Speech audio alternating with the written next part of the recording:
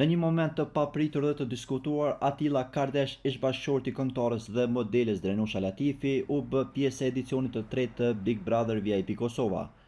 Hyrja e tij në shtëpi shkaktoi reagime të shumta, duke qenë se Drenusha ishte gjithashtu një nga konkurrentët e këtij edicioni. Në hyrje, Atilla u shpreh se qëllimi i tij ishte të sqaronte situatën dhe të mbyllte çdo konflikt për të mirën e fëmijëve të tyre. Takimi mes Atillës dhe Drenushës në shtëpinë më të madhe në Kosovë ishte mjaft i tensionuar. Drenusha shprehu se nuk kishte asnjë ndjesi karshi Atillës dhe se asgjë nuk i bashkonte përveç fëmijëve. Pas disa ditësh, Atilla vendosi të largohej vullnetarisht nga shtëpia, duke theksuar se qëllimi i tij ishte të sqaronte situatën dhe të mbyllte çdo konflikt për të mirën e fëmijëve.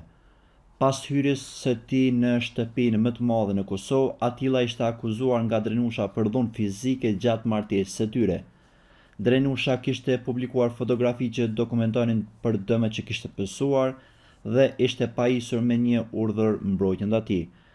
Por avokati i Atillës ka sqaruar se ai nuk është hetuar për dhunë fizike, por vetëm për ofendime. E pas daljes nga Big Brother VIP Kosova, Atilla u përfol për një lidhje me këngëtaren shqiptare Rovena Stefa. Ata publikuan foto së bashku duke konfirmuar marrëdhënien e tyre. Më vonë, emri i Atillës u lidh edhe me këngëtaren Eva Ndoja. Në rrjetet sociale qarkulluan video dhe foto që sugjeronin një lidhje mes tyre, duke shtuar edhe më shumë spekulim rreth jetës së tij private. Në një moment të papritur, një video e publikuar nga vet Atilla dhe Eva Ndoja u publikua në rrjetet sociale, duke shkaktuar një valë reagimesh nga ndjekësit dhe mediat. Disa e kritikuan Atillën për publikimin e një videoje të tillë, ndërsa të tjerë shprehin shqetësimin për privatësinë e tij dhe të Eva Ndojës.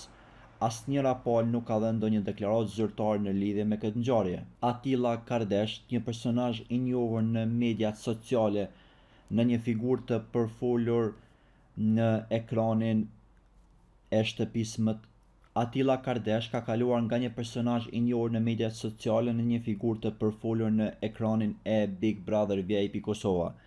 Jeta e tij është e shoqëruar me drama personale, akuza për dhunë, lidhje të reja dhe publikime të papritura në rrjetet sociale, ndërkohë që ai vazhdon të jetë në qendër të vëmendjes e është e paqartë se çfarë do të ndodhë ende më tej me jetën e tij private dhe profesionale.